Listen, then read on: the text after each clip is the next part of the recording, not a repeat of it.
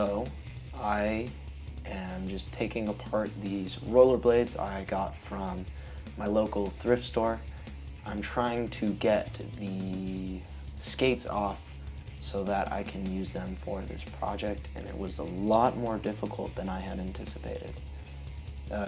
Lots of Allen wrenches. Had my dad help me cut the board itself using his skill saw. It's a pretty easy part.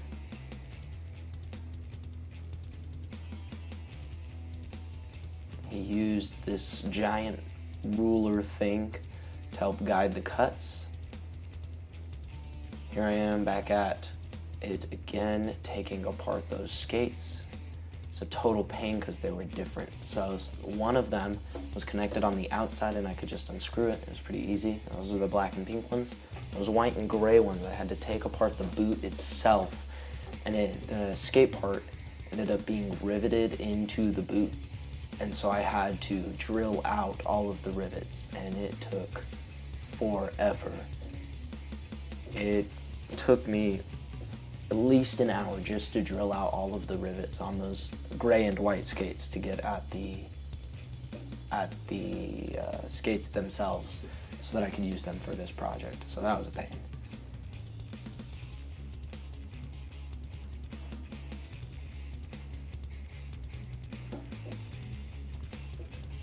Finally got one of them off, and then I used the square here to draw the lines so that I could make sure the skates were lined up. I put the small ones in the front and the big ones in the back. Just personal preference. I don't think it really matters which one's in the front as long as they match. You could even get them the same size. But I drilled these pilot holes using the holes that were already in the skates and into the wood, and then I just used some screws to drill those in. I ended up going back later with some 5-minute epoxy just to kind of really seal everything up and make sure that everything stayed right where I wanted it to. This seemed to do the trick for my purposes. I had to take off most of the wheels to attach these pink ones. The silver ones, I only had to take off the back wheel. Hello, puppy. Hello, you're so jingly, messing up my audio. Same thing on the back, the white ones, the back, I just had to take off the back wheel, drill in that pilot hole, and attach it using screws. Pretty straightforward stuff.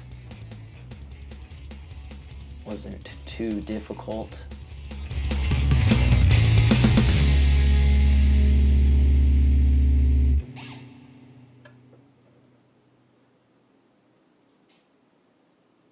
Some of those I had to use a screwdriver because my Phillips head drill bit was not long enough to get down in between the skates, but on those outside ones it worked just fine.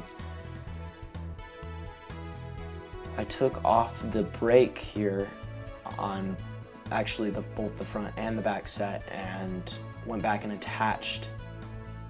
After shaping here with using the jigsaw and the sander, I went back and attached the brake in the middle there, just in case.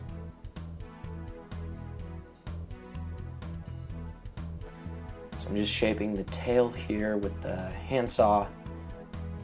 It worked pretty well. It took a while to saw through that much plywood, but I used the jigsaw to shape the nose, and then the belt sander just to kind of round everything out so there weren't any sharp edges, and then sanded everything down using the hand sander and the belt sander so that I could make sure the paint attached well. I should have taken off all of the wheels here. It would have made sanding a whole lot easier, but it works just fine. Only has half the wheels on in this clip, but it still worked great. So here I am, like I said, attaching that brake there in the back. I don't think I've used it, but if you were to stand on this board, which is quite difficult because you can't steer. If you're to stand on this board, if you put all your weight on the tail, you can brake, but there's no steering mechanism. I might do an updated video on this kind of project.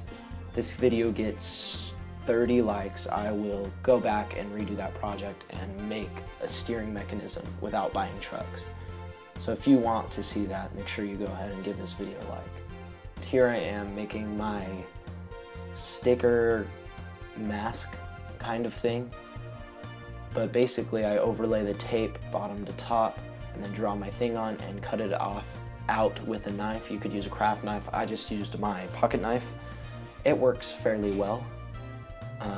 You just peel bottom up so that it pulls it all up as one big sticker. Stick it to whatever you need to. And the nice thing about this, as opposed to vinyl, is it's really easy to rip. And so that you just rip it and place it down in sections instead of vinyl where it stretches out and is just a total pain. So I'm just drawing my logo there on the tape.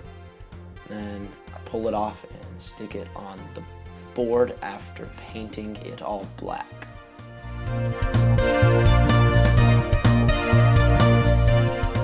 Spray painting the board black, making sure to get everything. Don't want any pink and white showing through.